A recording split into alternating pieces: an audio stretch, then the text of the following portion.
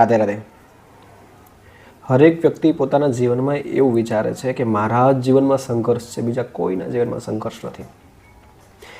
પણ એક વિચારો જેવી બાબત છે કે દુનિયાનો કયો માણસ એવો છે જેના જીવનમાં સંઘર્ષ નથી, જેના જીવનમાં પ્રોબ્લેમ્સ નથી, જેના જીવનની અંદર દુઃખ નથી, જેના જીવનમાં તકલીફો નથી. દરેક વ્યક્તિના જીવનમાં ક્યાંક ને ક્યાંક તકલીફ, પ્રોબ્લેમ, બધું જ દુઃખ હોય છે. પણ એ બધી વસ્તુ ઉપર અથવા જીવનમાં આવતી તકલીફો ઉપર એક જ વસ્તુ અસરકારક બને છે, જે મનને તમને સુખ અને દુઃખ આપે છે, વધારે પડતી તકલીફો આપે છે, વધારે પડતા પ્રોબ્લેમ આપે છે. અને એ એક જ વસ્તુ છે જેનું નામ છે એ વસ્તુ ઉપર વિચારવાની ક્ષમતા. તમે ઘણા બધા વસ્તુ જોતા હશો કે નેગેટિવ હોવા છતાં, દુઃખ હોવા છતાં એને સુખમાં પરિવર્તન કરતા એને આવડે છે. રસ્તામાં જતા હોઈએ અને પથ્થરની ઠેસ વાગે તો આપણે શું કહીએ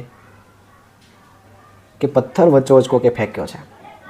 જે પોઝિટિવ માણસ હોય એ વસ્તુને પોઝિટિવ બનાવે છે. મારું ચાલવામાં ધ્યાન નહોતું એટલે મને ઠેસ લાગી.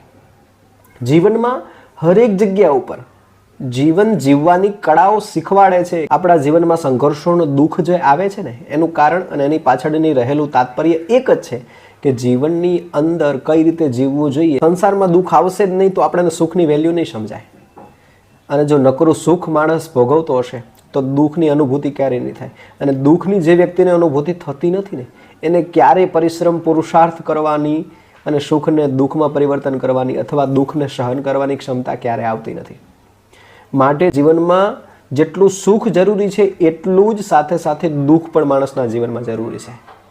જેના દ્વારા માણસ પોતાની ક્રિએટિવિટી, પોતાની ક્ષમતા, પોતાનો સેલ્ફ કોન્ફિડન્સ, પોતાની અંદર રહેલો વિલ પાવર પ્લસ કરવા માટે, એને પ્લસમાં પ્લસ કરવા માટે અને જીવન જીવવાના આઈડિયા જે છે એ ત્યાંથી શીખવા મળે છે.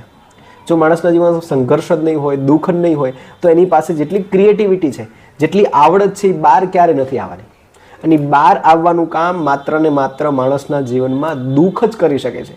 માણસને સુખ હોય, સરસ મજાની એસી હોય, સારું ગાડલું હોય, સારો પંખો ચાલુ હોય, સારું ટીવી હોય, સારો પરિવાર, સારી સુખ સાવી હોય તો એની પાસે કોઈ નવી એક્ટિવિટી નહીં હોય કે મારે નવું કરવું છે, કે નવું કંઈક બનવું છે. પૈસા ફેંકો અને કામ થઈ જશે. પણ એ જ માણસ જો ઝૂંપડીમાં રહેતો હશે, સારી નોકરી જોઈતી હશે, આખા દેશમાં નામ કમાવવું હશે, એને જીવનની અંદર ખૂબ જ સારી પ્રગતિ કરવી હશે તો એ માણસ દુઃખમાં, સંઘર્ષની અંદર તકલીફો વેઠી સારું જ્ઞાન મેળવી, સારું ભણતર, સારું એજ્યુકેશન મેળવી અને પછી એ એના જીવનની અંદર કંઈક ને કંઈક સારું પ્રાપ્ત કરી શકે. એ જે અચીવમેન્ટ છે એ એનું સૌથી મોટું સુખ છે.